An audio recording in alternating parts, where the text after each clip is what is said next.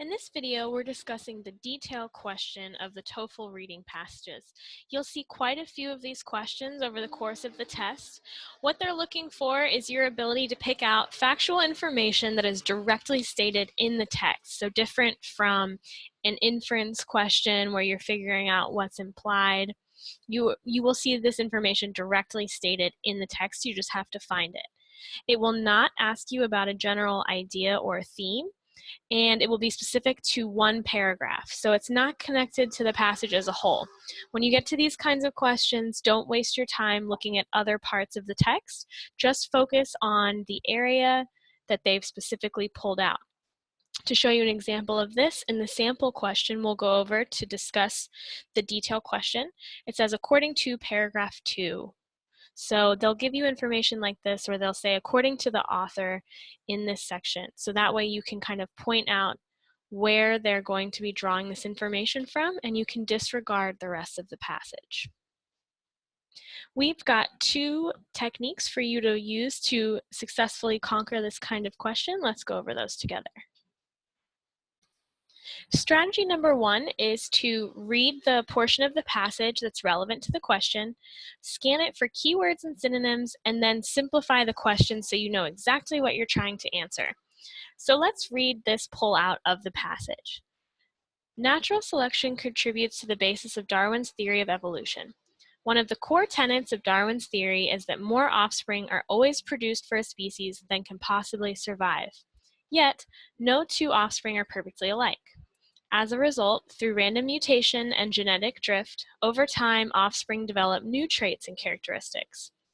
Over time, beneficial traits and characteristics that promote survival will be kept in the gene pool, while those that harm survival will be selected against.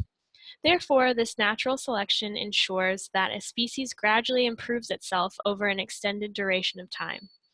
On the other hand, as a species continues to improve itself, it branches out to create entirely new species that are no longer capable of reproducing together.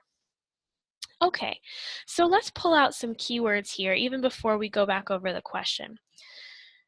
One big one is natural selection and Darwin's theory of evolution. So we're talking about core tenets of Darwin's theory, and more offspring are always produced for a species than can survive. So we're basically saying here, every species will have more children, more young, than can possibly all live to adulthood. But even with this, no two will be exactly the same. And because of this, through random mutation and genetic drift, over time, offspring develop new traits and characteristics. So these beneficial traits and characteristics promote survival, and those that harm survival will be selected against. So the good ones will stay, the bad ones will go. So natural selection, which is one of our keywords for sure, because that's come up again now, ensures the species gradually improves over a long period of time. And it will branch out to create entirely new species. So we've just pulled out really the keywords and ideas from here. Let's take a look at how we could simplify the question. According to paragraph 2, what are the causes for a species developing new traits and characteristics? So we're looking for what causes species to develop new traits and characteristics. Once you've ensured that you understand what the question's asking you for, and you've pulled out the main ideas and keywords from the passage, you can start strategy number 2, which is to eliminate incorrect choices. This will be the one that really gets you to the right answer of this kind of question, because remember, you're just trying to directly find this information stated. So, did we see medicine and longevity written in this specific passage? We do not, so we will eliminate that one. We did pull out survival and selection, so we'll leave that just for now. Mutation and genetic drift are also mentioned. And do we see tenets in theory? We see one of the core tenets of his theory is that more offspring are produced. But this is coming pretty early in the passage and it doesn't seem to relate to the causes for species. So we will eliminate answer choice D.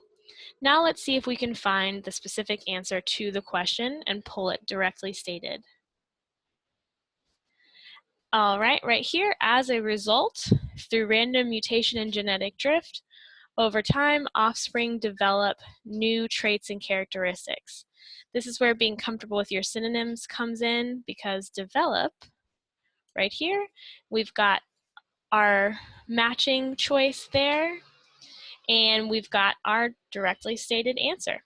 So now we are comfortable pulling out answer choice C. So this is your introduction to the detail question on the TOEFL exam. These questions might be worded like this specific example where we said according to paragraph 2. It might say as the author states. What they're doing is going to give you a point from the passage and ask you for further detail on that. So you'll be looking for answers to questions like what, when, why, how, or where. Using these two strategies, I feel confident that you will be able to easily answer this type of question. First, read, scan for keywords and synonyms, simplify the question so you know exactly what you're looking for. And second, eliminate incorrect answer choices, leading you to the right answer.